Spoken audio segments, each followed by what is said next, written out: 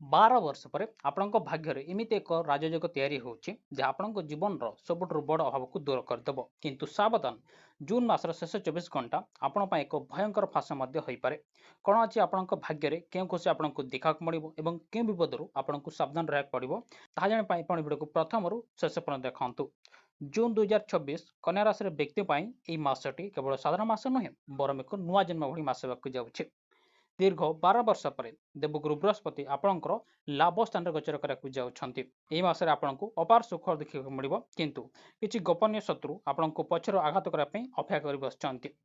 କ'ଣ ସେହି ରହସ୍ୟ? ଚାଲନ୍ତୁ ବିସ୍ତାର ଭାବରେ ଜାଣିବା ଏହି ଭିଡ଼ିଓରେ। ପ୍ରଥମେ ଦେଖିବା ଆପଣଙ୍କର ଗ୍ରହମାନଙ୍କର ସ୍ଥିତି ଏବଂ ତାଙ୍କର ପ୍ରଭାବ କ'ଣ ଦେଖିବାକୁ ମିଳିବ ଆପଣଙ୍କୁ ଏହି ଜୁନ୍ ମାସରେ। ଏହି ମାସରେ ଆକାଶର ଗ୍ରହମାନେ ଆପଣ ପାଇଁ ଏକ ଅଦ୍ଭୁତ ଖେଳ ଖେଳୁଛନ୍ତି। ଜୁନ୍ 2 ତାରିଖରେ ବୃହସ୍ପତି ଆପଣଙ୍କର ଏକାଦଶ ଭାବରେ ପ୍ରବେଶ କରିବେ, ଯାହାକୁ ଇଚ୍ଛାପୂର୍ତ୍ତିର ସ୍ଥାନ କୁହାଯାଏ। ଏଥିସହିତ ଶୁକ୍ର ଏବଂ ବୁଧଙ୍କର ମିଳନ ଆପଣ ପାଇଁ ଲକ୍ଷ୍ମୀ ନାରାୟଣ ଯୋଗ ସୃଷ୍ଟି କରୁଛି, କିନ୍ତୁ ଶନିଦେବଙ୍କ ଦୃଷ୍ଟି ଆପଣଙ୍କ ଉପରେ ରହିଛି, ଯାହା ଆପଣଙ୍କୁ କଠିନ ପରିଶ୍ରମ କରାଇବାରେ ବାଧ୍ୟ କରିବ। ଏବଂ ମଙ୍ଗଳ ଅଷ୍ଟମରେ ଥିବାରୁ ଗାଡ଼ି ଚଳାଇବା ବେଳେ ଆପଣଙ୍କୁ ଟିକେ ବିଶେଷ ସାବଧାନ ରହିବାକୁ ପଡ଼ିବ। ଯଦି ଆପଣ ସାବଧାନ ଅବଲମ୍ବନ କରିବେ ନାହିଁ ତ ଆପଣଙ୍କର ଦୁର୍ଘଟଣା ମଧ୍ୟ ହୋଇପାରେ। ମନେ ରଖନ୍ତୁ, ଗ୍ରହମାନେ ସୁଯୋଗ ଦିଅନ୍ତି, କିନ୍ତୁ ସଜାଗ ରହିବା ଆପଣଙ୍କର କର୍ତ୍ତବ୍ୟ ଅଟେ। ତେଣୁକରି ଆପଣ ଏହି ଜୁନ୍ ମାସକୁ ଯଦି ଭଲ କରିବା ପାଇଁ ଚାହୁଁଛନ୍ତି ତ ଆପଣ ସଜାଗ ରୁହନ୍ତୁ ଏବଂ ସାବଧାନ ରୁହନ୍ତୁ। ଏବେ ଆସନ୍ତୁ ଦେଖିବା ଆପଣଙ୍କର ସ୍ୱାସ୍ଥ୍ୟ ବିଷୟରେ। ସ୍ୱାସ୍ଥ୍ୟ ବିଷୟରେ କହିବାକୁ ଗଲେ ଆପଣଙ୍କର ଶକ୍ତି ବଢ଼ିବ, କିନ୍ତୁ ମାସର ପ୍ରଥମ 10 ଦିନ ପେଟଜନିତ ସମସ୍ୟା କିମ୍ବା ହଜମ ପ୍ରକ୍ରିୟା ଟିକେ ଆପଣଙ୍କୁ ଅସୁବିଧା ଦେଖାଦେଇପାରେ। ଅତ୍ୟଧିକ ଚିନ୍ତା ଯୋଗୁଁ ମାନସିକ ଚାପ ମଧ୍ୟ ଆପଣଙ୍କ ଜୀବନରେ ବଢ଼ିପାରେ। ବିଶେଷ କରି ମାସର ଶେଷ ଭାଗରେ ଆପଣଙ୍କର ନିଜର ଆଖି ଏବଂ ରକ୍ତଚାପ ପ୍ରତି ଟିକେ ଧ୍ୟାନ ଦିଅନ୍ତୁ।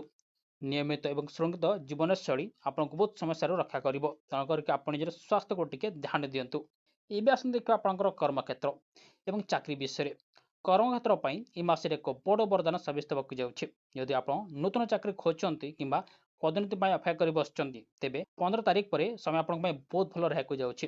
ବିଦେଶରେ କାର୍ଯ୍ୟ କରିବାକୁ ଚାହୁଁଥିବା ବ୍ୟକ୍ତିମାନଙ୍କ ପାଇଁ ବିଦେଶ ଯାତ୍ରା ଅନୁମତି ସମସ୍ୟା ଆପଣଙ୍କ ଜୀବନରୁ ଦୂର ହୋଇଯିବ, କିନ୍ତୁ କାର୍ଯ୍ୟାଳୟର ରାଜନୀତିରୁ ଆପଣଙ୍କୁ ଟିକେ ଦୂରରେ ରହିବାକୁ ପଡ଼ିବ।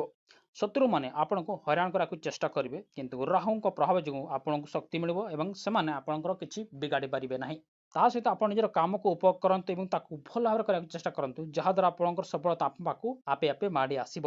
ଟଙ୍କା ପଇସା ମାମଲା ଯଦି ଦେଖିବା, ଆପଣଙ୍କର ଜୁନ୍ ମାସରେ ମାତା ଲକ୍ଷ୍ମୀ ଆପଣଙ୍କ ଜୀବନରେ ଟଙ୍କା ବର୍ଷିବାକୁ ଯାଉଛନ୍ତି। କୌଣସି ପୁରୁଣା ନିବେଶରୁ ଆପଣଙ୍କୁ ହଠାତ୍ ବଡ଼ ଲାଭ ଦେଖିବାକୁ ମିଳିବ। କମିଶନ କିମ୍ବା କୌଣସି ଗୁପ୍ତ ଉତ୍ସରୁ ମଧ୍ୟ ଆପଣଙ୍କୁ ଟଙ୍କା ଆସିବାର ସୁଯୋଗ ଦେଖାଯାଉଛି, କିନ୍ତୁ ମାସର ମଧ୍ୟଭାଗରେ କୌଣସି ଅଜଣା ଖର୍ଚ୍ଚ ଆସିପାରେ, ଯାହା ଆପଣଙ୍କର ଆର୍ଥିକ ସ୍ଥିତିକୁ ବିଗାଡ଼ି ଦେଇପାରେ। ତେଣୁକରି ଆପଣଙ୍କୁ ଏହି କ୍ଷେତ୍ରରେ ସାବଧାନ ରହିବାକୁ ପଡ଼ିବ। ଅଂଶଧନ ବଜାର କିମ୍ବା ଜମିବାଡ଼ି କ୍ଷେତ୍ରରେ ନିବେଶ କରିବା ପୂର୍ବରୁ ଆପଣ ଟିକେ ତାକୁ ଭଲ ଭାବରେ ଯାଞ୍ଚ କରିକି ନିବେଶ କରନ୍ତୁ, ଯେମିତିକି ଆପଣଙ୍କୁ ପରବର୍ତ୍ତୀ ସମୟରେ କୌଣସି କ୍ଷତି ସହିବାକୁ ନ ପଡ଼ିପାରେ।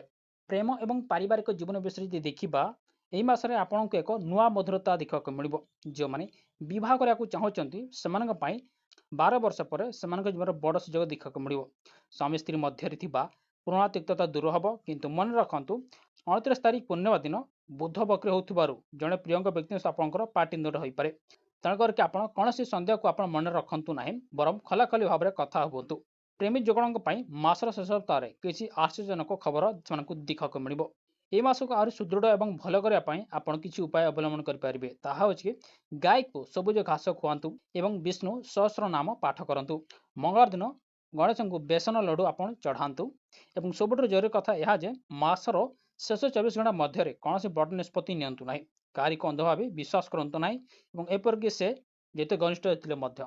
ତ ମିତ୍ରଗଣ, ଏଥିଲା ଆଜିର ଭିଡ଼ିଓ। ରହୁଛି, ନମସ୍କାର।